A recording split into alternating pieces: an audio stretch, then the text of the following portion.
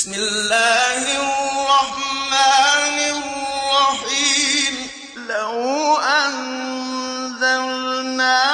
هذا القرآن على جبل لرأيته خاشعا متصدعا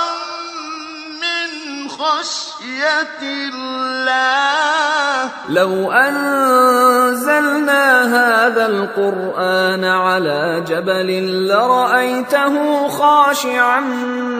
متصدعا من خشية الله لو أنزلنا هذا القرآن على جبل لرأيته خاشعا متصدعا من خشية الله وتلك الأمثال نضربها للناس لعلهم يتفكرون. الحمد لله والصلاة والسلام على رسول الله وعلى آله وصحبه ومن والاه. السلام عليكم ورحمة الله. بەڕێزان خۆشحاڵین لەوانەی 22 لە وانەکانی تەفسیری قورئانی پیرۆز بێمەوە خزمەتتان بە مەبەستی ڕەزامەندی خوای گەورە و هیوادارم ئێوەی ئازیز سوودی لێوە بگرن. أعوذ بالله من الشيطان الرجيم بسم الله الرحمن الرحيم في قلوبهم مرض فزادهم الله مرضا ولهم عذاب أليم بما كانوا يكذبون. بەڵێ خۆشەویستان دیارە هەر لە درێژەی باسی منافقین خوای گەورە سوبحانەهو وتەعالا وەکو لە چەند ئاەتێک لە پێشەوە لە پێش ئەو ئاەتەی کەوا خوێندمانەوە خوای گەورە باسی ئەو کۆمەڵە دەکا کەوا دووڕوون کە دەفەرمی دەڵێن ئیمانمان بەخوا و بە ڕۆژی دوایی هەیە بەڵام خوای گەورە نەفیە و ئیمانیان لێ دەکاتەوە دەفەرمی وما هم بمؤمنین. جا لە دوایەوە فەرمووی یخادعون الله والذین آمنوا هەوڵ دەدەن لەگەڵ خوا سوبحانەهو وتەعالا و هەروەها بەرامبەر بە ئیمانداران خیداع بکەن هەڵخەڵەتاندن ئەنجام بدەن بەڵام لە حەقەتدا وما یخدعون إلا أنفسهم بەڵام لە حەقەتدا هیچ کەسێک هەڵناخەڵەتێن تەنها خۆیان نەبی وما یشعرون بەڵام بە خۆیان هەستی پێ ناکەن. جا لێرەدا باس لە حەقیقەتی ئەو قەزیەی دەکا لەبەر چی ئەوان هەوڵ دەدەن خوا هەڵبخەڵەتێن والعیاذ بالله پێغەمبەر هەڵخەڵەتێنن صلی الله عليه وسلم ئیمانداران هەڵخەڵەتێنن سەبەبی ئەو هەوڵدانەیان لە چیەوە سەر هەڵدەدا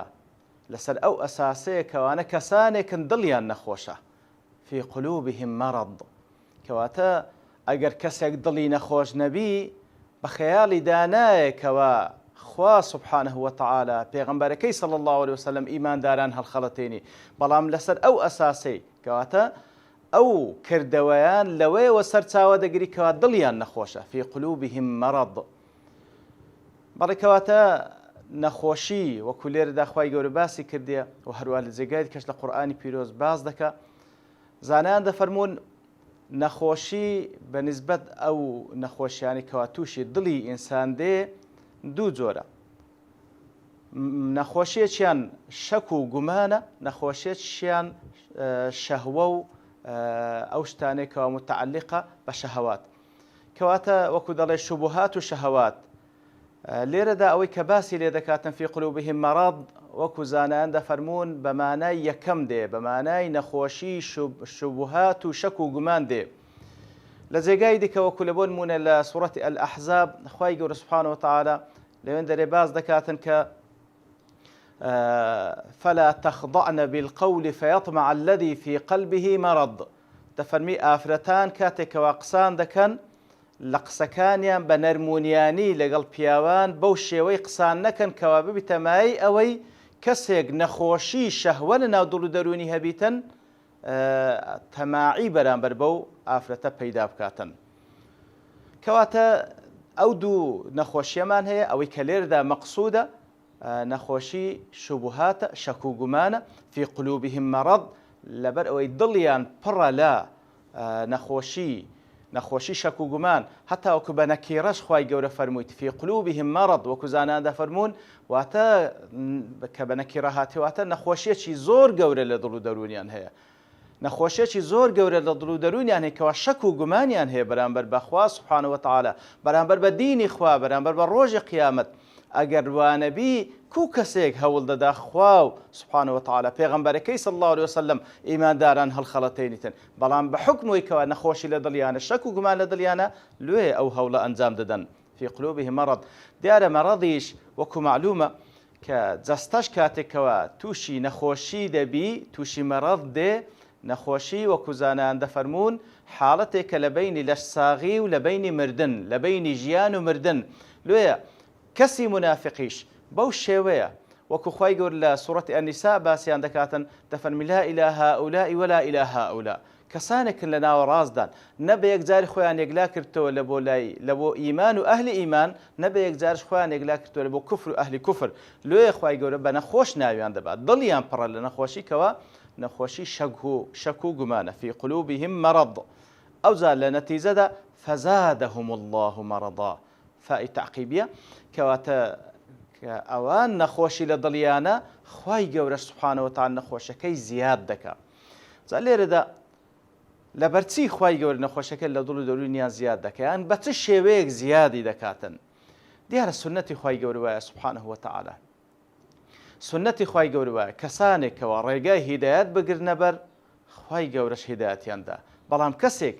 بڕیاری گومڕایی هەڵبژێری، ڕێگای گومڕایی هەڵبژێری و بڕیاری لەسەر بدا، خوای گەورەش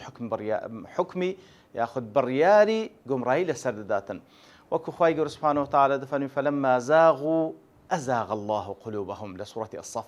کاتێکەوان لایاندا ئیتر خوای گەورەش بڕیاریدا دڵەکانیان لابدا. بەڵام لە بەرامبەرشدا والذین اهتدوا زادهم هدى وآتاهم تقواهم. بەڵام ئەوانەی کەوا وەکو لە سوورەتی محەممەد صلی الله علیه وسلم دەفەرمی ئەوانەی کەوا داوای هیدایەتیان کردێ، خوای گەورەش هیدایەتیان پێدەبەخشی و تەوفیقیان دەکاتن. کەواتە ئەو سنەتی خوای گەورەیە سوبحانەهو وتەعالا. کاتێکەوە نەخۆشی لە دڵیاندا هەیە، خوای گەورەش بڕیاری نەخۆشی دەدا لە دڵەکانیان زیاد بکاتن. سنەتی خوای گەورەش لەو ژیانەدا وایە کەوە ئەگەر بێت و نەخۆشی هەر نەخۆشیەک عیلاج نەکرێتن و مەناعەی جسمی ئەو ئینسانەش هەندە نەبی کە بتوانی زاڵبی بەسەر ئەو نەخۆشیە ڕوو لە زیاد بوونە، ئەو نەخۆشیە ڕوو لە زیاد بوونە. کەواتە وەکو زانایان دەفەرمون نظامی تەوالود هەیە لە سنەتی خوای گەورە سوبحانەهو وتەعالا، واتە شت ئەگەر لێ بگەڕێی زیاد دەکاتن. ئیتر خوای گەورە سوبحانەهو وتەعالا کاتێکەوە دەزانی ئەوانە بە خۆیان ئەو شەک و گومانەیان هەڵبژاردی بەرامبەر بە دینی خوای گەورە، ئیتر داواش ناکەن خوای گەورە یارمەتیان بدا و نەجاتیان بی لەو نەخۆشیە، ئەوەی خوای گەورە وازی لێدەین ئەو نەخۆشە زیاد بکات. کەواتە فەزادەهم الله مەرەضا بە حکمی سنەتی خوای گەورە، کەوا کاتێکەوە ئەوان داوا ناکەن خوای گەورە نەجاتیان بدا و شیفایان بدا، خوای گەورە جوازیان لێدەین ئەو نەخۆشیە زیاد بکاتن.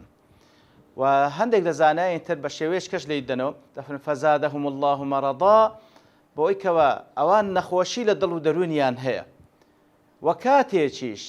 هەرچەندە ئایاتی زیاتر دادەبەزی، هەرچەندە خوای گەورە نەسرەت لە بۆ پێغەمبەرەکەی صلی الله علیه وسلم لە بۆ ئیمانداران و لە بۆ دینەکەی دەنێری، ئەوان هەندەی دیکە نەخۆشیان زیاد دەکات، هەندەی دیکە نەخۆشیان زیاد دەکات. وەکو خوای گەورە سوبحانەهو وتەعالا لە سوورەتی ئەو تەوبەدا دەفەرمیتن وإذا ما أنزلت سورة فمنهم من يقول أيكم زادته هذه إيمانا فأما الذين آمنوا فزادتهم إيمانا وهم يستبشرون وأما الذين في قلوبهم مرض فزادتهم رجسا إلى رجسهم وماتوا وهم كافرون. كواتا بدا بزين آيات خواهي قول سبحانه وتعالى إيمان داران إيمانيان زياتر دبي لبروي هر آياتك زياتر دادا بزي هر آياتك زياتر بيدقا أو بندية زياتر إيماني بتوتر دبي بخواهي قول سبحانه وتعالى چونك عملي صالح وطاعت إيمان زياد دكا وكو اعتقاد أهل السنة والجماعة كاتكاوانيش إيمانيان بو آتش دي كوادواتر بيان دكا إيمانيان بي زياد دكا ولن لمقابلش دا أو كوا نخوشي لدلو دروني هي كاتكوا آيات زياتر دادا بزي هرچەندە بەخۆی نەخۆشی لە دڵی هەیە بەرامبەر بەو ئاتی زیاتر کە دواتر پێی دەگا عینی کوفرێکی زیاتر دەکاتن لە نەتیجەدا ئەو نەخۆشیە زیاد و زیاد دەکات ناو دڵ و دەرونی هەتا وەکو بە کافری دەمریتن وەکو لە ئاەتەکەدا هاتیە. کەواتە بەو شێوەیە فی قلوبهم مەرەض بەخۆی ئەو ڕێگای هەڵبژاردێ لە نەتیجەدا داواش ناکات چاک بیتەوە سنەتی خوای گەورە وایە ئەو نەخۆشیە زیاد دەکاتن نەتیجەش طبیعی و هەروەها لە قەدەر دابەزینی ئاەتەکانی خوای گەورە و هەروەها ئاەتەکانی کەونیش بە سەرخستنی دین و بەسەرخستنی پێغمبەرەکەی صلی الله عليه وسلم بەسەرخستنی مسلمانان ئەوان هەندەی دیکە نەخۆشی لە دڵیان زیاد دەکاتن بەو شێوەی وەکو زانایان لێچاندایتەوە ولهم عذاب أليم بما كانوا يكذبون لقراءتش كهاتي ولهم عذاب أليم بما كانوا يكذبون ديارا عذاب سزایەکی بە ئێش و ئازاریان لەو ئامادەکرا لە نەتیجەی چی بیما باەکە سەبەبیە بە سەبەبی ئەو درۆی کەوا دەیان کرد بیماکان و یەکذیبون کاتێکەوە لەسەرەوە خوای گەورە باسی کردکەوە ئەوان دەڵێن ومن الناس من يقول آمنا بالله وباليوم الآخر ادعای ئیمان دەکەن بە ذاتی خوا سبحانه وتعالى و هەروەها ئیمان بە ڕۆژی دوایی کە گوتمان هەردوو لای ئیمانیان گرتەکەواتە ئیمانیان بە هەموو ئەرکانەکانی ئیمان هەیە و ئیدعا دەکەن بەڵام خوای گەورە ئەوانە ئیماندار نین بەڵکو درۆی دەکەن وەکو لە سوورەتی المنافقونیش خوای گەورە باسییان دەکاتن کە دێنە لای پێغەمبەر صلی الله عليه وسلم دەڵێن نەشهەد ئینەکە لەڕەسوول الله شاهێدیت دەین ئەتو ڕەسوول الله و خوای گەورە سبحانه وتعالى دەفەرمی خوای گەورە دەزانی ئەتو پێغەمبەری خوای بەڵام خوای گەورە شاهێدیتدا کە ئەوان درۆی دەکەن لەو قسەی کە ئەوان دەیڵێن کەواتە بە سەبەبی ئەو درۆی کە دەیکەن خوای گەورە سبحانه وتعالى دەفەرمی عەزابەکی بە ئێش و ئازاریان لێ ئامادەکرایە عەزابەکی بە ئێش و ئازاریان لێ ئامادەکرایە بما كانوا يكذبون وبما بە قراءەتیش بما كانوا يكذبون واتە بحكم أويكوا أوان پیغمبر بدرو دزانن صلى الله عليه وسلم قرآن بيروز بدرو دزانن نالن كتاب خواي وكلام خواي سبحانه وتعالى إتر بسبب أويكوا پیغمبر بدرو دزان صلى الله عليه وسلم أو دين بدرو دزانن خواي يقول عذابش بإيش وآزارين لو آما ذكره زالير دزانان دفرمون خواي يقول باس لكسانج منافق دكا نافرمي بسبب نفاقيان هرچند درو یەکە لە نیشانەکانی نیفاقی ئەوان نافەرمین بە سەبەبی نیفاقیان عەزابەک بە ئێش و ئازاریان هەیە دەفەرمین بە تایبەتی بە سەبەبی ئەوەی کەوا درۆ دەکەن عەزابەک بە ئێش و ئازاریان هەیە ئیتر ئەوەش لێرەدا بەڵگەیە لەسەر ئەوەی کەوا درۆ چەندە شتێکی قەبیحە لای خوای گەورە سوبحانه وتعالى درۆ چەندە شتێکی قەبیحە کەواتە لەگەڵ ئەوەی کەوانە منافقن بەڵام خوای گەورە نافەرمێ لەسەر نیفاقەکەیان دەفەرمێ بە تایبەتی لەسەر ئەوەی کەوا درۆ دەکەن عەزابەک بە ئێش و ئازاریان لێ ئامادەکرایە کەواتە وەکو گوتمەوە بەڵگەیە لەسەر قەباحەتی درۆ کەوا لای خوای گەورە سوبحانه وتعالى شتێکی چەندە دەیبوغزێنی خوای گەورە سوبحانه وتعالى و خاوەنەکەشی وەکو لە حەدیثەکەیدا پێغەمبەر صلی الله علیه و باس دەکاتن هەر ئەو کەسێکەوە درۆ دەکاتن بە دوای درۆدا دەگەڕێتن هەتا وەکو وای لێدێ یوکتەب عند الله کەذابا لای خوای گەورە بە درۆزن دەنووسرێ خوا پەنامان بداتن کەواتە خوای گەورە سوبحانه وتعالى بەو شێوەیە دەفەرمی عەزابەکی بە ئێش و ئازاریان لێ ئامادەکرا بە سەبەبی ئەوەی کەوا درۆ دەکەن یان پێغەمبەر بە درۆ دەزانن صلی الله عليه وسلم پاشان دەفەرمی وإذا قيل لهم لا تفسدوا في الأرض أجر بيان بقوتري لا تفسدوا في الأرض فسادي مكان لسروي زوي قالوا إنما نحن مصلحون دلين إيما كسانيشي مصلحين تاك خوازين تاك كارين بركاتك وأخوي يقول لي باز لفساد دكا دفن وإذا قيل لهم أجر بيان بقوتري شيء بيان بلي هر كسيك بيان بلي لە پێغەمبەر صلی الله عليه وسلم لە ئیمانداران پێیان بڵێن فەسادی مەکەن لە سەر ڕووی زەوی دەڵێن ئێمە کەسانێکی چاکەکارین فەسادی چییە؟ فەساد دیارە عەکسی سەلاحە هەر وەکو معلومیشە دەڵێن فڵانە شت صالحە لە بۆ بەکارهێنان واتە شیاوە لە بۆ بەکارهێنان چاک و ڕاست و دروستە لە بۆ ئەو شتێکەوە لە بۆی دروست کرایە لە بۆ ئەو مەبەستەی کە لە بۆی دروست کرایە کارەکەی خۆی بە چاچی ئەنجامدا صالحە ئەوەی تکەیان فاسدە ئەو قەزی ئەو شتە لە بۆ ئەو کاری کە لە بۆی دانرای ئەنجامی بدا پێی ناکری ئەنجام دەربەوەی فاسد بووە کەواتە لە سەلاح دەرچووە لۆیە وەکو زانایانیش کە باس لە فەساد دەکەن دەڵێن ئەوەیەکەوە فەساد العدول عن الاستقامة العدول عن الاستقامة واتە شتێک لە ڕاستیەکەی خۆی لا بدرێتن وجعله غير منتفعا به وای لێبێتەن ئەو شتە سوودی لێوەرنەگیرێ ئەو فەسادە ئەو فەساد ئیتر بەگشتی خوای گەورە سوبحانەهو وتەعالە ئینسانی کە خەلق کردیە وما خلقت الجن والإنس إلا ليعبدون بەڕاستی ئینسان لە بۆ عیبادەت بە معنای شاملەکەی خەلق کرایە کاتێکەوە ئەو عەمەلە ساڵحانەی ئەنجامدا کەوا خوای گەورە دەوێت ئەنجامی بدا ئەوە کەسێکی صالحی لێ دەدەچێت ئەگەر نا فاسدە وإذا تولى سعى في الأرض ليفسد فيها ويهلك الحرث والنسل والله لا يحب الفساد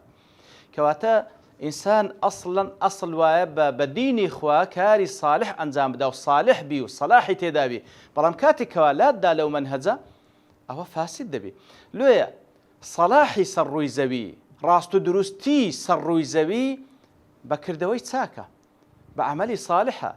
بە ئیمان و بە تەوحیدە بە عەمەلی صالحە کەوا نەتیجەی ئەو ئیمان و تەوحیدەیە بەڵام عەکسی ئەوە فەسادی سەرڕووی زەوی بە شیرکە بەو کردەوە خراپانەیە بەو زوڵمایە کەوا لە نەتیجەی شیرک و لە نەتیجەی دەرچوون لە سنوورەکانی خوای گەورە ئەنجام دەدرێتن کەواتە کاتێکەوە دەفەرمی پێیان دەگوترێ فەساد مەکەن ئەو شتانە مەکەن کەوا خوا سوبحانەهو وتەعالە نەهی لێ کردێ و پێی ناخۆش ئەوان دەڵێن ئینەما نەحن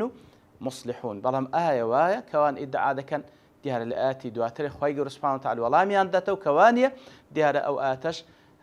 هەندێک زیاتر ڕوونکردنەوەی پێویستە بە پشتیوانی خوای گەورە لەوانەی داهاتوو دەینەوە خزمەتی و زیاتر باسی لێوە دەکەین وصلى الله وسلم على نبينا محمد وعلى آله وصحبه أجمعين وآخر دعوانا أن الحمد لله رب العالمين بسم الله الرحمن الرحيم لو أنزلنا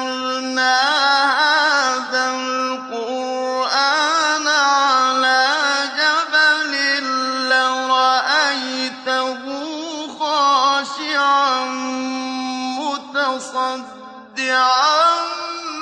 من خشية الله